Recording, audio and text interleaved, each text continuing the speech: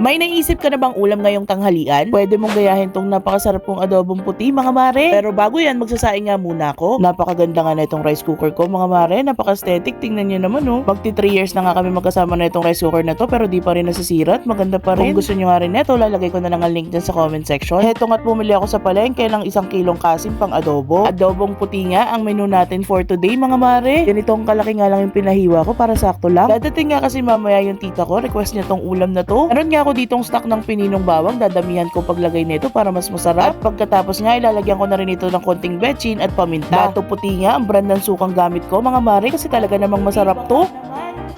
Inubos ko na nga yung isang sachet dito, sakto lang to. Muntik ko na nga makalimutan, syempre kailangan ng asin dito. Ito nga kasi yung papalit sa toyo at magsisilbing alat dito sa adobo natin. Kaya nga tinawag na adobong puti dahil walang toyo. Naglagay na nga rin ako ng konting tubig at hinalong mabuti kasi pakukuluan natin to. Kailangan nga malakas ang apoy mo rito para nga malutong mabuti ang suka. Tatakpan ko na nga muna hanggang sa kumulo. At pagkatapos nga ng ilang minuto, ayan kumukulo na. Halu-haluin lang para magpantay ang pagkakaluto. Pagkatapos ay tinakpan ko nga muna ulit ito hanggang sa matusta ng ganyan. Halo-halo ko lang ulit kasi hindi pantay lakas ng kalan ko. Tingnan nyo naman. Na unang natusta yung kanang part. Iginilid ko muna itong mga baboy kasi kukunin ko itong pinakasarsa niya at sasalain. Sinala ko nga para hindi sumama itong mga pininong bawang. Kaya ako nga tinanggal yung pinakasarsa niya ay kailangan ko nga tustahin itong mga baboy at bawang. At syempre para matusta ay nilagyan ko na ito ng maraming mantika. Kaya nga dinamihan ko ng mantika para magamit ko pa ito kapag nagluluto ako ng sinangag kasi masarap talaga to. Habang hinihintay ko nga lang itong pumula mga mare, tinakpan ko muna kasi nga tatalsik to. Tapos nga ng ilang minuto, ayan nga't mapula na siya kaya hinalo-halo ko na. Sobrang paborito talaga ng pamilya namin tong adobong puti na to mga mare, kaya naman talagang itry nyo to. Kung natusta na nga mabuti ay nilagay ko na nga yung pinakasarsa niyang inalis ko kanina, pati nilagyan ko ng konting tubig. Nilagyan ko nga ng konting tubig para mas mapalambot pa tong baboy at para makaskas tong mga tostado dito sa gilid ng kawali. Kailangan nga makuha ko to kasi talaga naman magdadagdag ng sarap to dito sa adobo natin. At ayan na, luto na ang ating adobong puti mga mare. Ay nga tinusta natin ng baboy at bawang para na nga siyang may toyo dahil sa kulay niya. Tignan nyo naman kung ganong kasarap yan oh. Grabe, nakakatakam. Hindi nga lang sa itsura masarap yan mga mare, kapag tinry nyo tong recipe na to ay talagang hindi ako mapapahiya sa inyo. Kaya naman tara na mga mare, luto na ang sinaing, kumain na tayo. Ako, sinasabi ko talaga sa inyo, dagdagan nyo yung sinaing nyo kung ayaw nyo mabiti. Mas masarap nga to pag kinabukasan ng mga mare, tapos ipa-fried rice mo pa yung kanin mong bahaw dyan. Ako, talaga naman. Syempre, mas masarap nga to kapag merong perfect partner niya ng patis tsaka sili. Ligan na nga dito sa bahay, sabayan mo na akong kumain. Tara na nga mga mare, tikman na natin. Unang subo pa nga lang. Ako, talaga naman napakasarap. Habang ini-edit ko nga to, natatakam na naman ako. Gradong mapaparami rin ang kain nyo rito mga mare, kaya naman itry nyo na to. Ayan nga lang for today mga mare. Thank you all for watching. Follow me for more cooking videos. Bye!